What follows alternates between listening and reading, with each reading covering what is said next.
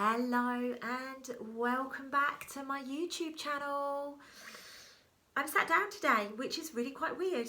Anyone watching this will find it really odd. I'm always stood up when I do my video content. So we're obviously in for a ride today, ladies and gents. Welcome to Be at One Oneness. Over the last few months, years, I have been being asked a lot, Lucy, how have you gone from being this person where you were completely uptight, living an existence that wasn't in alignment with you, to completely living in your truth, helping people all around the world step into their powers? Like, how did that even happen?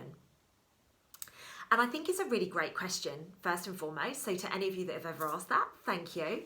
I'm hoping today that this video right here is going to take you part of the way of understanding what I've done over the last 6 or 7 years to be able to get to be the person that I am today.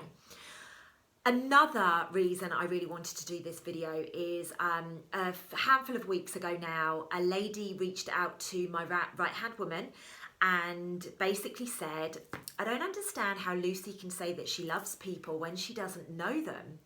And it opened up such a flood of and a flurry of questions for me. I was like, wow, because I had forgotten that that's how I used to feel. And actually, I think is a really, really valuable question and something that probably many people are out there wondering. So let's address it. So let's start off with what oneness means to me. So for me personally, and as always, I just want to caveat, guys, I always share from my own perspective. I am not saying I'm right. I'm just sharing the wisdom from my perspective that I have drawn in on this subject. Okay, so take or leave whatever works for you. I'm always giving this content loaded with love. So if it doesn't resonate with you, please just go like scroll on past, or just close the video and move on. But if it does resonate with you, just make sure that you are taking that and sharing it with other people that you feel it may resonate with as well, because that's the mission on the planet. Part of oneness is increasing the collective consciousness on the planet, and that, as any of you know that follow me on my social media, you will know that that's a huge mission that I am so proud to be a part of.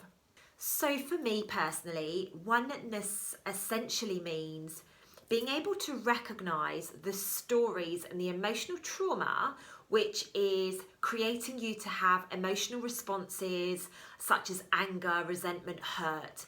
Now, I call these stories, okay? I always call this stuff stories. And the reason I call it a story is because it is essentially, we've got a starting point. Maybe our parents have told us that we're not good enough, and we've created the ending point, and then the bit in between is the story. And we've basically, some days we have good days, some days we have bad days, and we essentially just create the bit in the middle.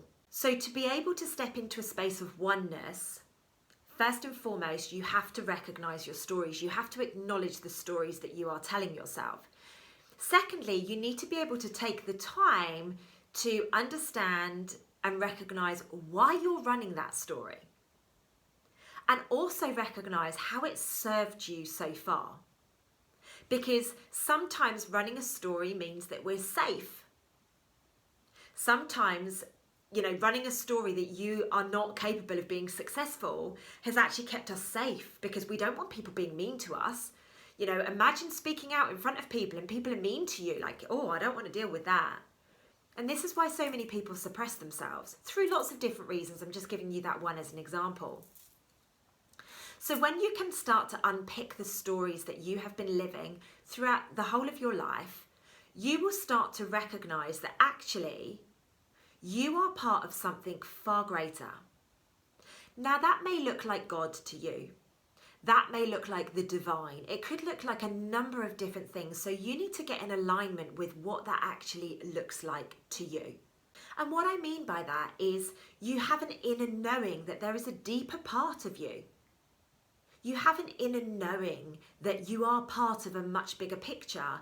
And actually, one of the biggest myths of our life is that we are just born to get up, go to work, go to school, pay bills, and then eventually pass. That's not what we're here to do. Every single one of us has been beautifully crafted with different gifts that we can bring to the world. And it's when we recognise that we are part of a much bigger picture that we realise that we're actually all part of one and the same. So the first stepping stones for me was to first and foremost acknowledge my stories. Secondly, silence the noise of the anger, the resentment, the guilt, the insecurities. And the only way that I learned how to silence them was by acknowledging them, becoming friends with them, and actually going really deep. For any of my members out there, you'll know what I mean by that, like grabbing a journal, exploring. We can't just sweep things under the table. If you truly want to get back to oneness, you can't sweep things under the table. You need to recognise why they've been coming up to date and why they may resurface again in the future. It's very important that we do this. It's a really important step.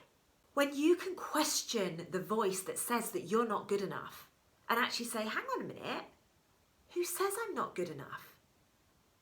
I'm more than good enough. I'm amazing. And when we can have that conversation with ourselves, what that then does is it opens us up to the whole of the universe and the gifts that that has for us.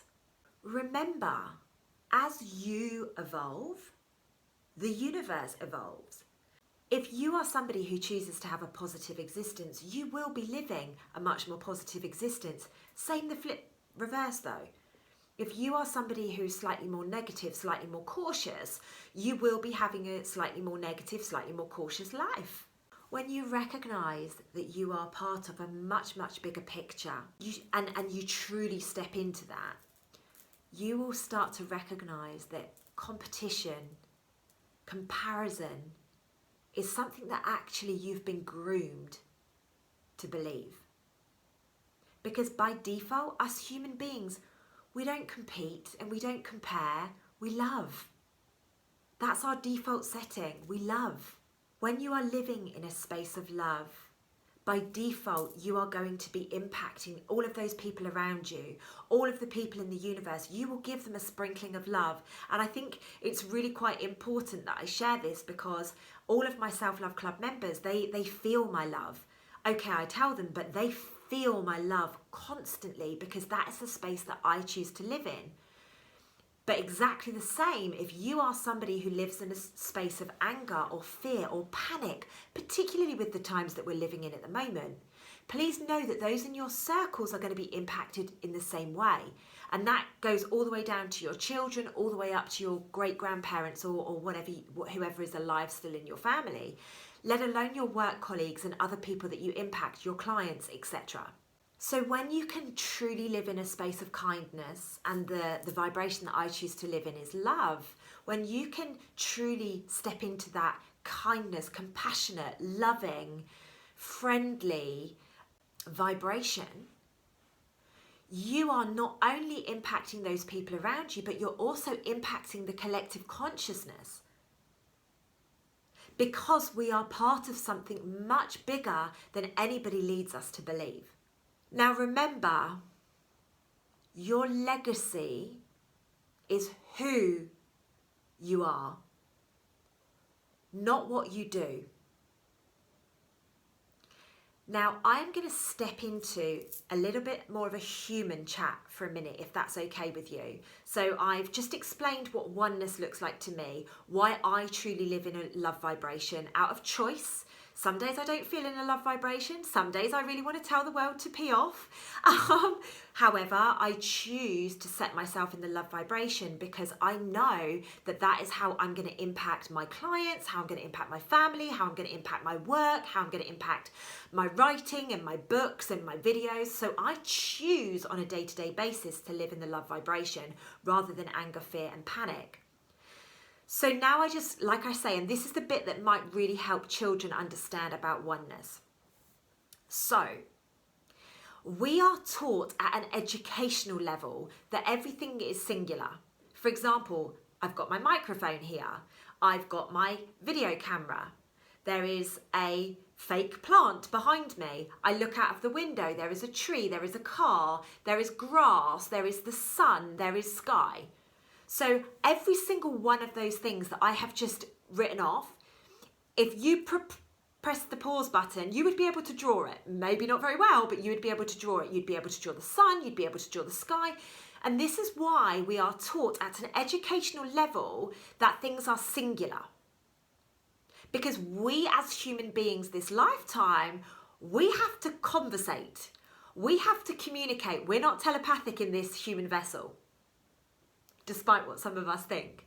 We're learning it though, right? That's a life for another day. So I have to speak to you in the language that resonates with you. So if I said to you, draw me a tree, you could easily just go off and draw me a tree, easily. Now, this is where things are going to get very interesting today. When it comes to life, we are indoctrinated to believe that everything is singular. We are indoctrinated to believe that the tree is a singular thing. Plants are a singular thing. So that is what we are living as our reality.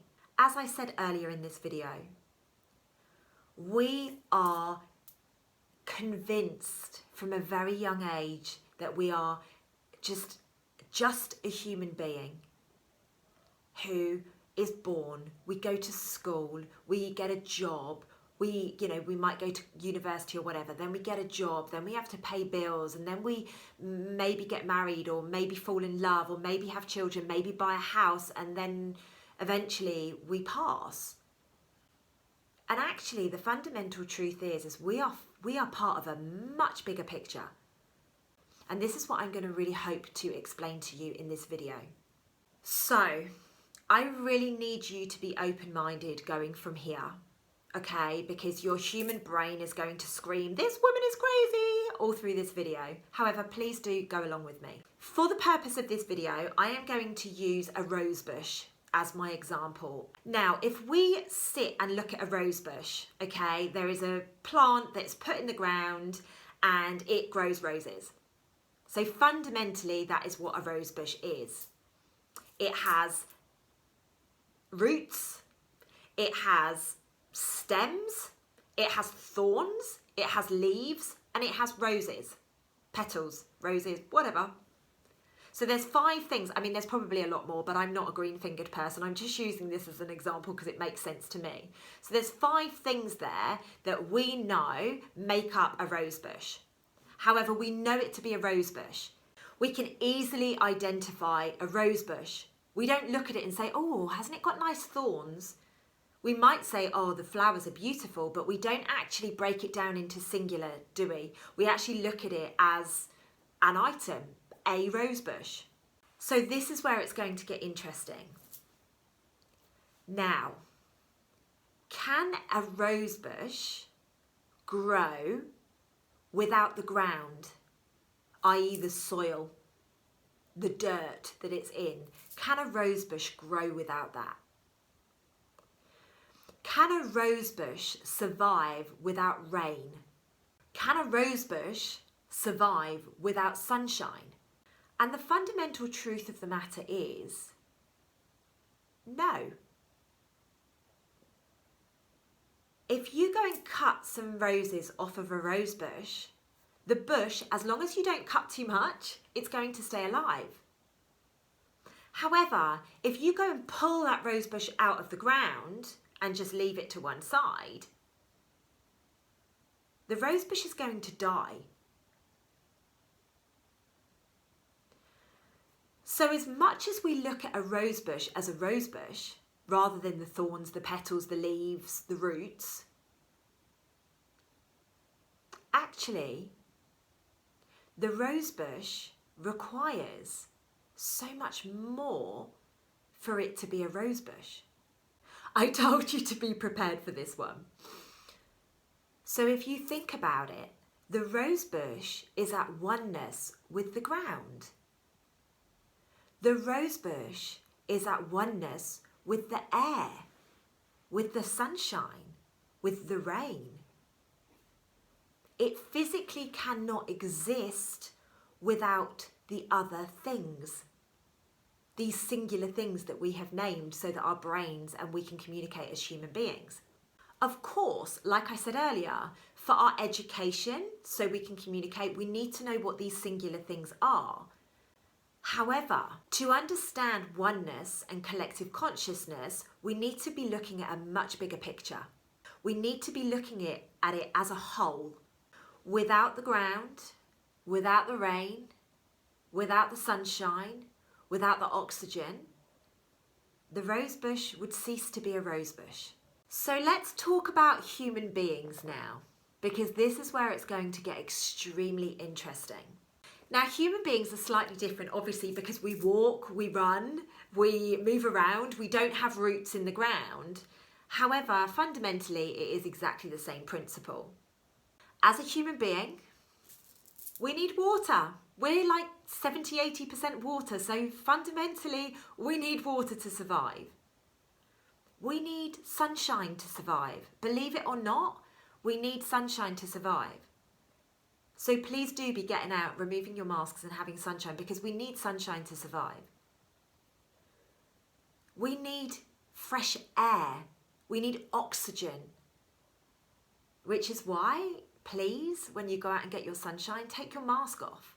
We also need food. As human beings, we need to have food. So there's 4 key things that we need right there. Now, let's look at it from a oneness perspective.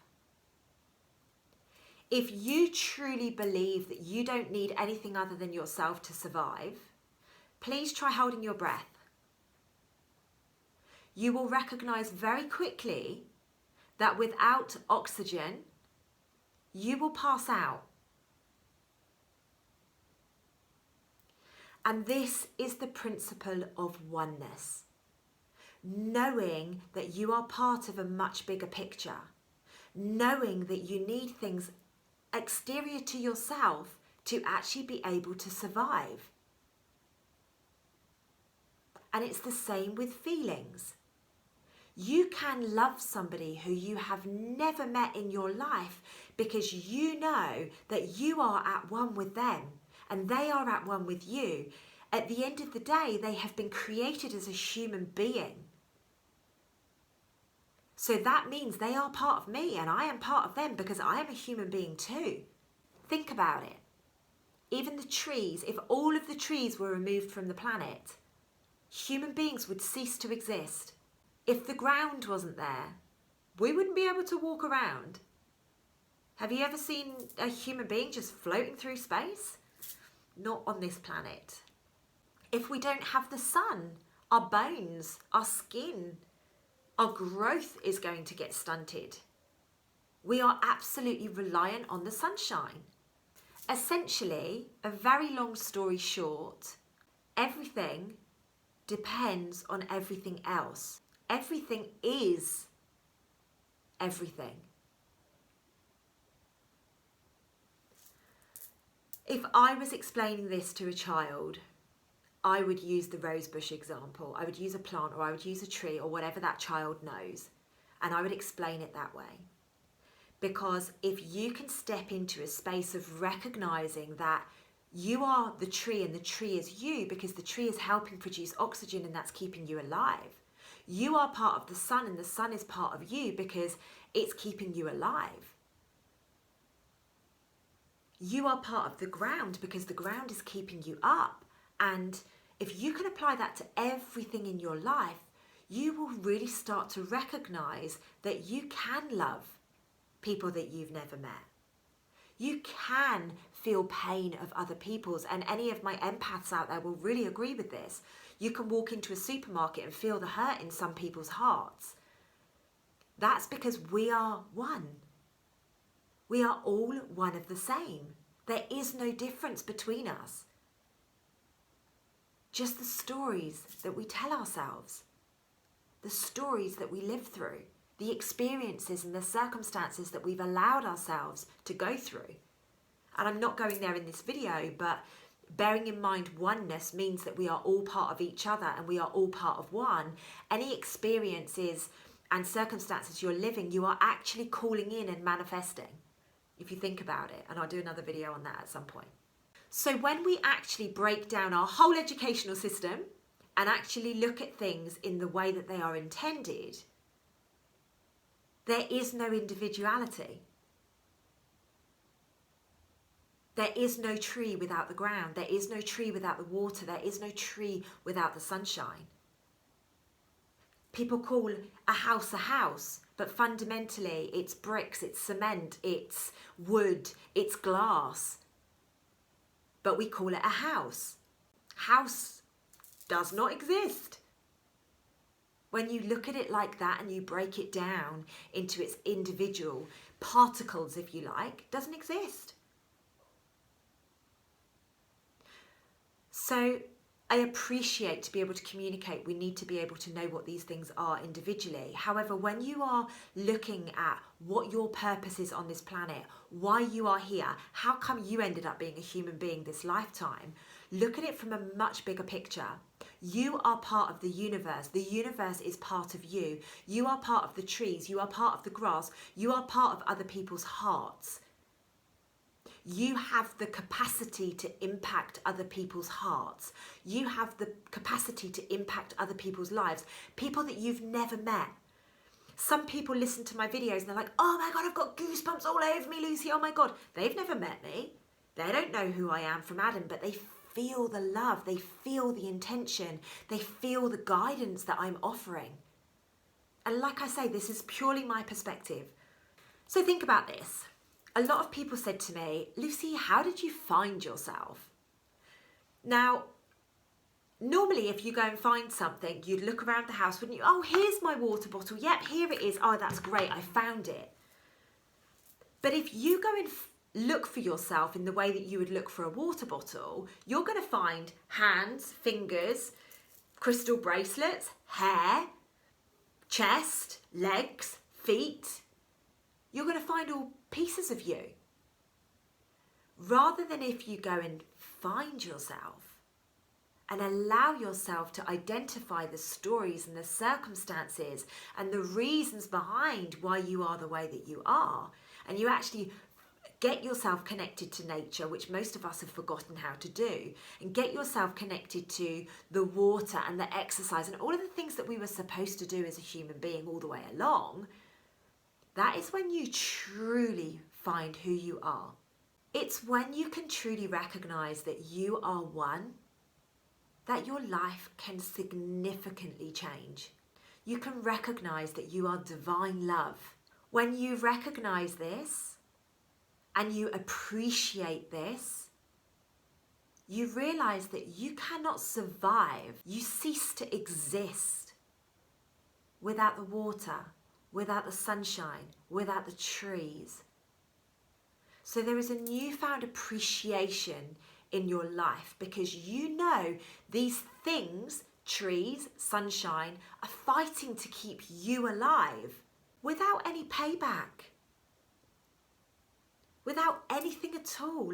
They are fighting to keep you as a human being alive with no gratitude, with no appreciation whatsoever. More often than not, probably 80, if not more, % of the population just take it all for granted. Oh yeah, we'll cut them down, we'll burn them. Oh yeah, we'll, oh, the sun, it's pain, it's too hot today. When actually, all of these elements, all of these individual things that have been individually named for our human brains, they're fighting to keep us alive. Now that is when you recognize true oneness. That is true oneness. When things that do not benefit from you are keeping you alive. When you can recognize that you are part of the universe, you will feel much more part of something. Normally when people say to me, Lucy, I just feel like something's missing, it is this divine connection. It is this connection to actually being. It's this divine connection to recognizing that the tree is you and you are the tree. If you hang a tree upside down, it looks very much like the way that your lungs are structured. For example, what do trees do? They produce oxygen. There is so much written in the way that everything is built. So many gifts hidden. When you can recognize you are the universe and the universe is you, all of a sudden that thing that is missing will just reappear. You cannot separate yourself from anything. When you can recognize and allow the flow, knowing that you are part of a much bigger picture, knowing that you are part of the universe, knowing that the trees are part of you and you are part of the trees, and the sunshine is part of you and your partner is part of you, and the person that lives down the road who shouts at you every single week is part of you. When you can recognize that, and you recognize the vibration that you put out is the vibration that you're going to be getting back, because you are at oneness. You are part of the collective consciousness, and every vibration you put out, if you are anxious on a particular day, trust me, you are going to get more anxiety coming at you. If you are loaded with love every single day, you are going to be getting more love coming at you.